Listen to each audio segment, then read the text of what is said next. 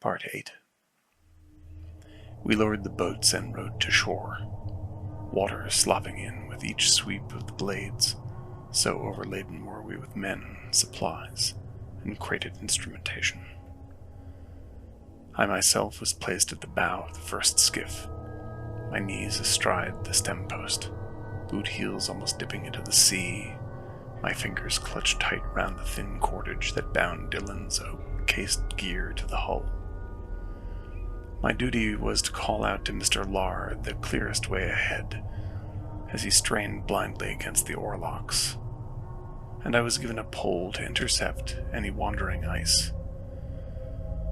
But the way remained open, and as the land grudgingly approached, the wide view stilled my voice, not in beauty, rather in fear. For the closer we came, the less real this crude land appeared to me. A chill spread in my chest, as color and detail seemed to drain from the land itself, the shapes simplifying as they resolved, becoming harsher, more rudimentary, the stark landscape almost looking geometric in places, with pyramidal juts of ebon stone and cubic blocks of white cliffside calving into the chaos of the sea that heaved against it. It was as if it were made not of earth, but of the platonic forms beneath the veil of the natural world. What was this place? Why had I come here? All sense of scale and distance began to fall away in the face of these abstractions. The atmosphere itself a conspirator, so ruthlessly dry and clear that 20 minutes passed before I recognized that the heap of dark stone that backed the scene was not a nearby outcrop, but in fact a distant mountain.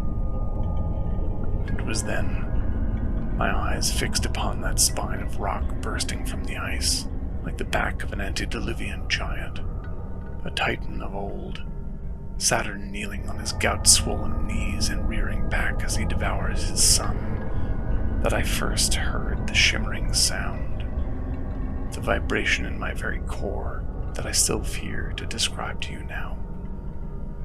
Low, profound, dreadful, but something I knew to be a voice, inhuman, muted by miles of stone, calling to me, calling through me, into and beyond my mind.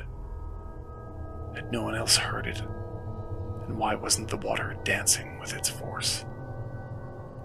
"Starboard or larboard, my lad, and how close?" called Mr. Lar, but I couldn't answer. With all my strength, I turned back to face him, to face them all I saw, for the men in the other boats were now staring at me with wide eyes, as if I had burst into flame. I realized I was screaming, and I was alone in the madness that surrounded me.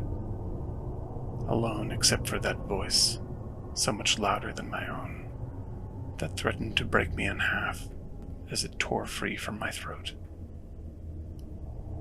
The skiff struck bottom with a great scraping thud, and I pitched from the bow, hands pressed to my ears, body collapsed and fetal, as I slammed sidelong into the shallow, freezing water.